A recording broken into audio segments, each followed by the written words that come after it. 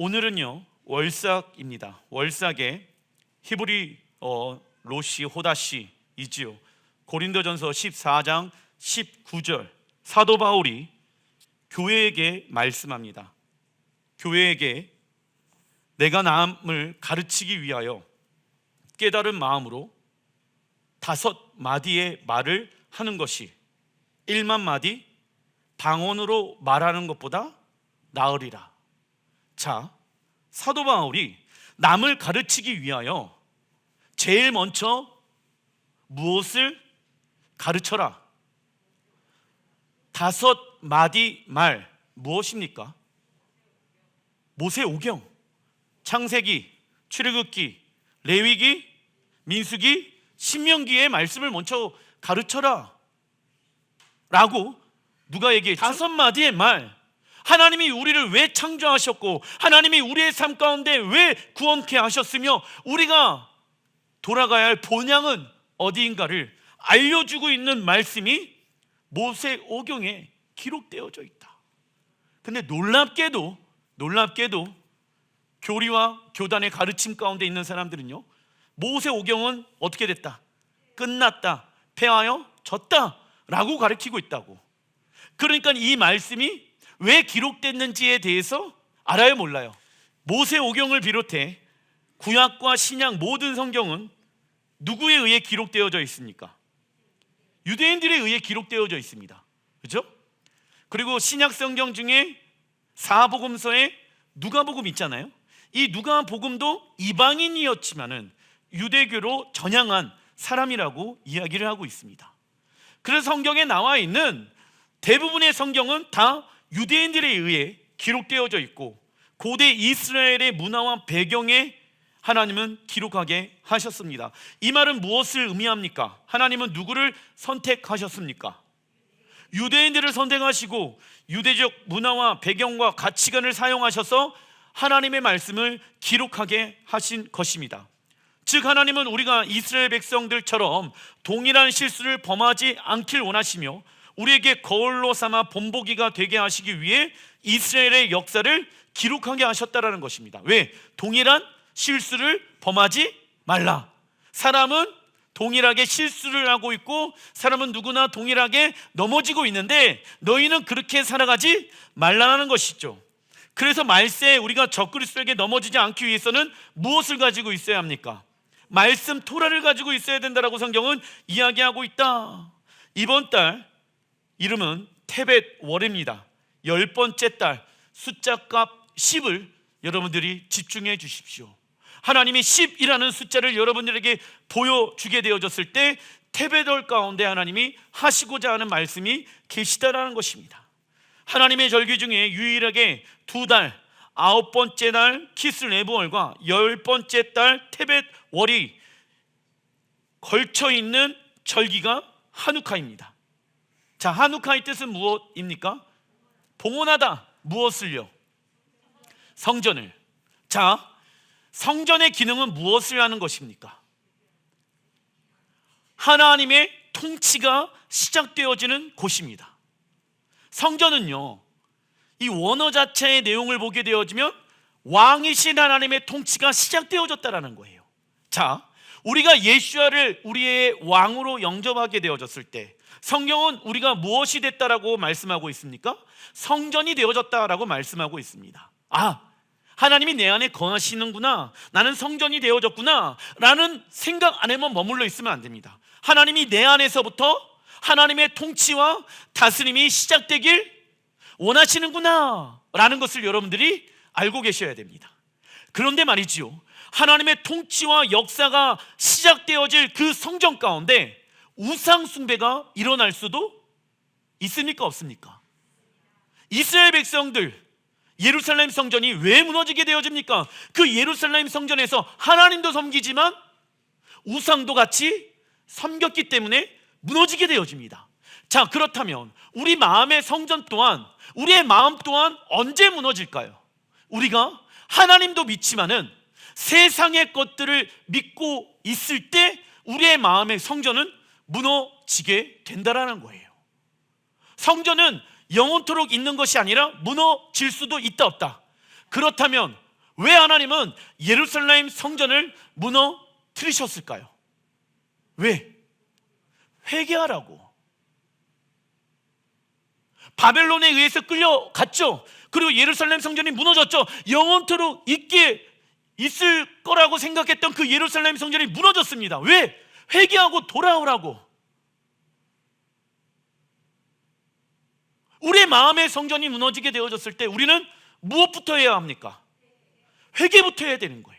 일이 잘 안 돼요. 마음이 너무 어려워요. 누군가 의해서 잘못된 말을 들어갖고 내 마음이 너무 상해요. 그러면 여러분들, 내 마음의 성전이 무너질 수도 있다는 거예요. 그래서 이번 달까지 우리는 키스 레볼 이어서 테베돌까지 메노라의 역할, 세상의 빛의 역할을 감당해야 합니다. 그러기 위해서는 날마다 그 빛은 그냥 혼자 빛으로 있는 것이 아니라 기름 부으심을 통하여 그 빛이 계속 유지되어질 수가 있게 되어지는 것입니다. 빛은요, 무엇이 필요하다? 기름 부으심이 필요하다고. 자, 우리가 세상의 빛이잖아요. 그런데 우리 안에 계속 그분의 빛이 나타나기 위해서는 우리는 새로운 무엇을 받아야 한다? 그러면 빛이란 무엇입니까? 하나님의 말씀이잖아요. 빛의 역할을 감당하는 것은 무엇을 말하는 것입니까? 하나님의 말씀에 순종하는 것을 뜻해. 그런데 새로운 기름 부으심은 누구에게 임하게 되어집니까? 하나님의 말씀에 순종하는 자들에게 기름 부으심이 임하게 되어져. 키스 레볼에 우리가 야곱과 요셉의 꿈을 통하여 무엇을 받게 되어집니까? 하나님 나라의 꿈과 비전을 받게 되어졌다라고 하면은 그 꿈과 비전을 테베롤에 이뤄낼 수 있도록 하나님은 우리에게 무엇을 주시길 원하실까요? 적어놔 주십시오. 하나님의 손, 하나님의 권능의 손을 경험해 주시길 원하신다. 성령 충만은 지속적으로 하나님의 말씀에 순종함으로 나아가는 자에게 임하게 되어진다. 그래서 하나님은 우리에게 예전의 방식으로 신앙생활하지 말고 어떠한 길로 돌아가라 말씀하십니까? 옛적 그 선한 길. 그러나 어떤 이는요, 성령으로 충만하게 되기를 원하고는 있어요. 그런데 성령의 충만함이 무엇을 의미하는지 모르고 있습니다. 그리고 뭐라고 생각을 하냐면, 구원을 받았다고 고백은 하지만 신앙생활에는 무엇이 없습니까? 아무런 영적인 힘이 없어. 예배가 어떻다라고 생각합니까? 무의미하고 공허하다라고 생각해. 그리고 말만 안 하면 아무도 내가 누구인 걸 모릅니까? 말만 안 하면 어느 누구도 내가 크리스천인 거를 알아요, 몰라요? 몰라. 이런 사람들이 있어요. 그리고 성령 충만을 간절히 갈망해 본 적도 없어요. 만약 이러한 모습이 우리 안에 하나라도 있다라고 하면 우리는 진짜 크리스천인가를 점검해 봐야 합니다. 왜냐하면 예수와의 십자가의 복음은 근본적인 우리의 삶의 변화를 가져오게 하는 능력이기 때문입니다. 할렐루야. 복음의 능력은 무엇을 변화시키신다? 우리의 삶의 근본적인 삶을 변화시킨다고.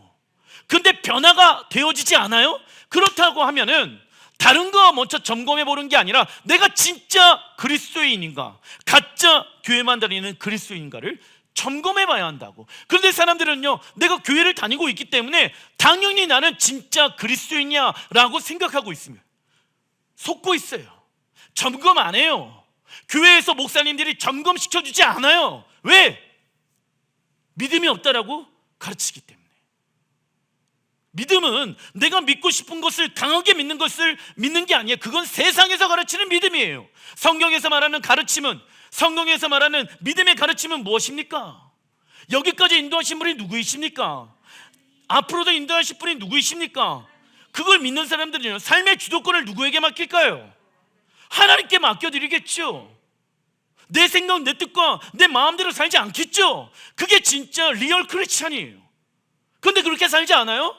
그런데 교회는 다니고 종교적인 행위는 하고 있어요. 그러면 나는 가짜 그리스도인이 될 수도 있다는 것을 여러분들이 알고 계셔야 돼요. 우리는 날마다 그분의 기름 부으심 가운데 거하여 하며 우리의 삶을 말씀으로 변화시켜야 하기 때문입니다. 왜?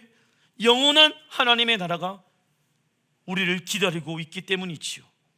그리고 이번 달 히브리어 아인인데요, 히브리어 아인은요 두 가지의 뜻을 가지고 있습니다. 첫 번째 뜻은 적어놔 주십시오. 눈입니다.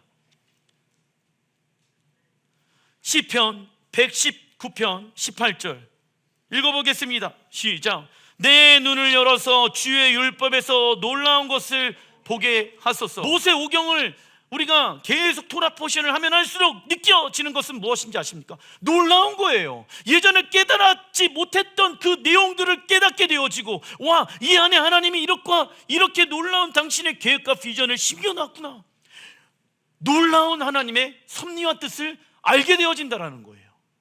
그죠? 이게 뿌리가 되어지고 신약 성경은 열매가 되어진다라는 거예요. 그래서 우리의 삶 가운데는 구약과 신약이 같이 있어야 된다는 거예요.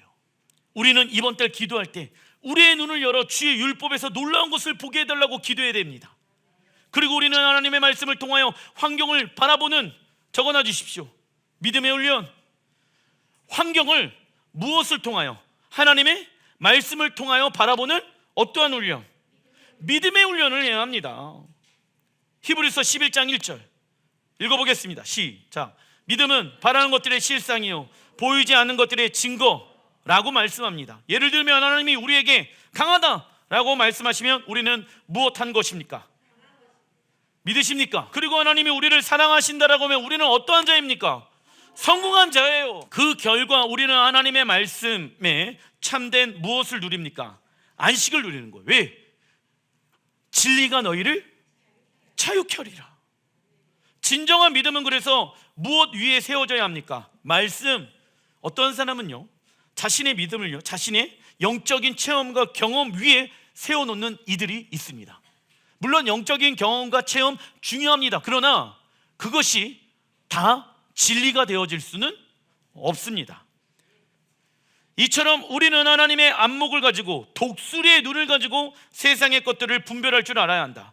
사람의 경우 2.0의 시력을 가지며 매우 좋은 눈을 가졌다라고 말합니다. 그러나 독수리의 시력은 5.0 정도가 되며 사람보다 더 선명하게 색을 구분하여 먹잇감 외에 다른 곳에 시선을 두지 않습니다. 그리고 어떠한 거센 바람이 오더라도 끄떡하지 않고 오히려 그 바람을 타고 어디로 올라갑니까?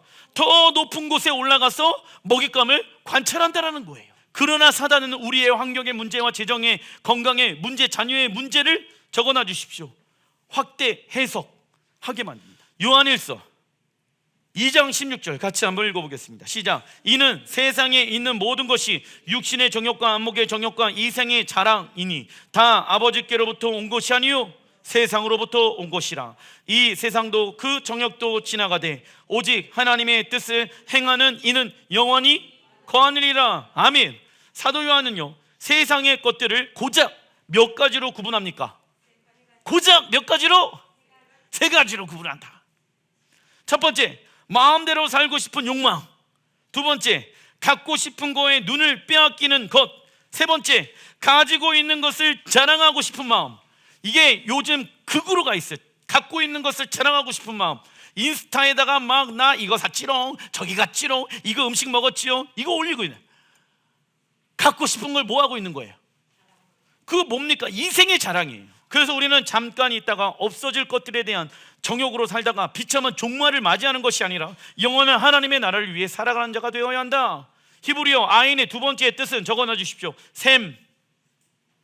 요한복음 7장 37절에 예수께서 서서 외쳐 이르시되 누구든지 목마르거든 내게로 와서 마시라 말씀합니다.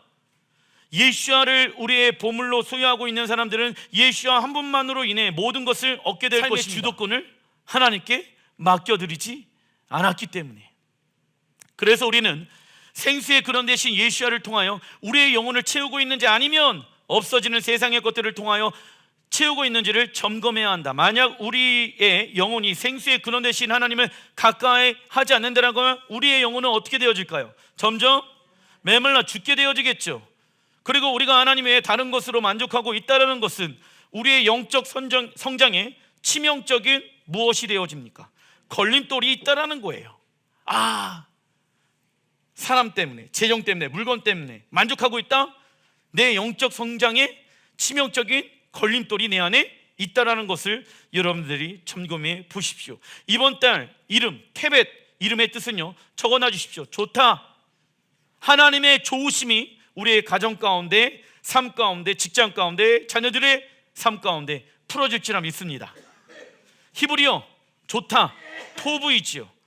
그렇다면 우리에게 있어서 가장 좋은 것은 무엇일까요? 우리에게 좋은 환경과 재정이 있기 때문에 좋은 것이 아니라 하나님이 항상 우리와 함께 하시기 때문에 그것이 가장 좋은 것이 되어야 합니다.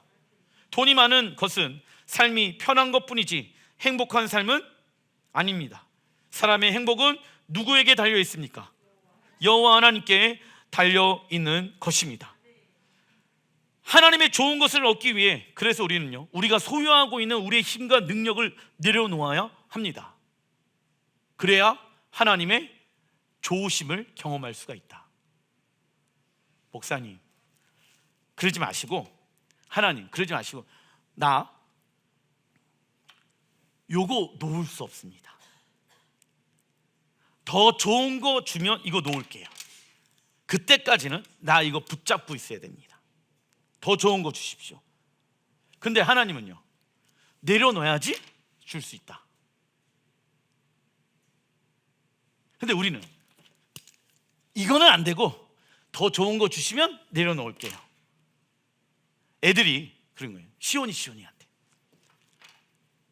사탕 2개가 손에 딱 들려 있습니다. 근데 그거보다 더 크고 맛있는 사탕이 딱 왔어. 이거 줄게, 2개 놔줘.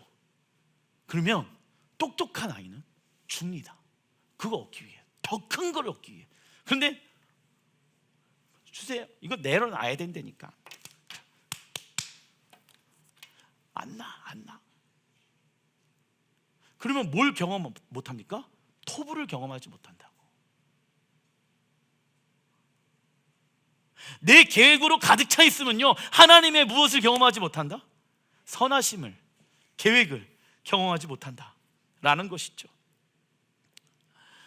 단락 3번, 하나님께서 이번 달 쓰시는 지파의 이름은 단 지파입니다. 창세기 49장 16절 시작.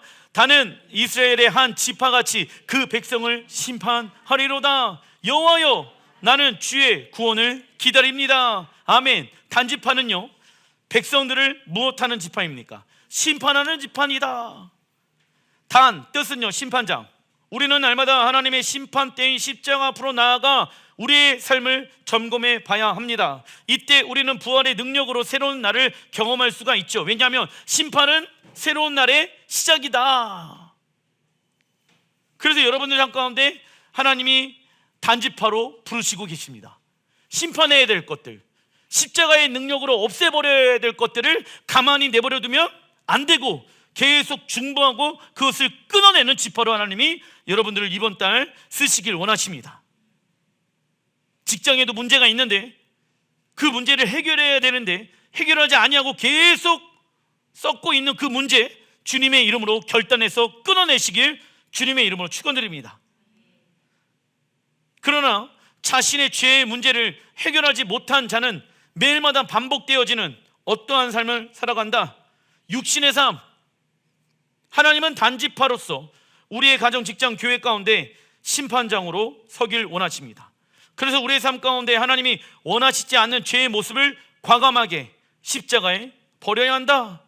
신명기 33장 22절 읽어보겠습니다. 시작. 단은 바산에서 뛰어나오는 사자의 새끼로다. 아멘. 모세는 단 지파를 사자로 비유합니다. 예레미야 25장 30절. 그러므로 너는 그들에게 이 모든 말로 예언하여 이르기를 여호와께서 높은 데에서 표효하시고. 자, 성경에서 보게 되어지면 높은 곳이라고 했었을 때 여호와께서 거하시는 가장 높은 곳은 어디입니까? 예루살렘. 예루살렘 높은 곳에서 표효하십니다. 그의 거룩한 처소에서 소리를 내시며 그의 초장은 향하여 크게 부르시고 세상 모든 주민에게 대하여 포도 밟는 자같이. 이게 포도를 밟는다라는 것은 무엇을 얘기하냐면 포도를 밟으면 이 포도즙이 나오잖아요. 그 포도즙의 색깔이 피색깔이잖아. 그 심판을 얘기하는 거예요. 마지막 때에 하나님이 거룩한 산, 가장 높은 산 예루살렘 성전에 올라가서 사자같이 표효하신다. 열방의 민족들아, 하나님을 경배하지 아니하는 수많은 우상 숭배했던 자들아, 내게로 나와라. 그냥 조용히 오시는 게 아니에요. 표하시는 사자와 같이 오신다라는 것이죠. 그래서 사자와 같은 하나님이란, 읽어보겠습니다. 시작. 이 땅의 죄에 대해서 진노하시고 심판을 집행하시는 분이십니다. 아멘. 그래서 우리는 이 사자의 영성을 가지고 있어요. 표효할 줄 알아야 되는 거예요. 기도할 때도 하나님 도와주세요, 예수의 이름으로 떠나가라, 이게 아니라 사자같이 표효하며 기도하는 여러분들 되시길 바랍니다. 우리가 하나님을 향한 믿음과 신뢰를 가지고 있다라고 하면 우리는 세상을 향하여 담대하게 살게 될 것입니다. 그렇다면 담대하게 살아가는 것은 무엇을 의미합니까? 첫째, 적어놔 주십시오. 물러서지 않는다. 첫째, 물러서지 않습니다. 사단은 우리에게 하나님께 굴복할 필요 없이 스스로 주인된 삶을 사는 것이 옳은 것이라고 속이고 있습니다. 그래서 아까 말씀드렸던 마음대로 살아가, 갖고 싶은 거 다 가지면서 살아가, 자랑하면서 살아가, 우리를 속이고 있죠. 그리고 사단은 우리가 하나님께로부터 벗어나는 순간부터 누구의 종으로 만들어버립니까? 사단의 종으로 우리를 만들어버립니다. 그래서 보세요, 게임에 중독되는 거예요. 여자에 중독되고, 술에 중독되고, 친구에 중독되고, 세상에 중독되어지는 거예요. 그거 없으면 안 돼. 사실 그거 없어도 살 수 있거든. 근데 중독되어져 가지고 그거에 종도로 나게 된다. 성경은 하나님의 권위에 굴복하지 아니하고 떨어져 나가 마음대로 살아가는 것을 뭐라고 얘기합니까? 타락이라고 말합니다. 그러나 우리가 자기를 부인하고 자기의 십자가를 짊어매는 삶을 살아갔을 때 우리의 삶의 현장은 하나님의 나라를 경험하게 되어집니다. 즉 하나님께 굴복된 자만이 하나님 나라에 거할 수 있으며, 이때 진정한 무엇을 경험하게 되어집니까? 하나님의 사랑. 누가? 진정으로 하나님께 굴복되어진 자들이 그때부터 하나님의 인자하심과 사랑과 은혜를 경험한다고. 근데 내 자아가 이렇게 서 있는 사람, 한번 은혜 끼쳐봐. 이런 사람들은 하나님의 진정한 사랑을 경험할 수가 없습니다.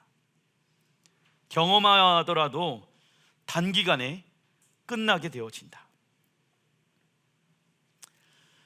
우리가 하나님의 손 안에 다루어지고 엎드려진 만큼 하나님의 구원과 능력의 통로가 될 수 있지요. 그러므로 하나님 앞에 굴복하는 자는 반드시 무엇이 따라옵니까? 하나님의 권세가 따라온다.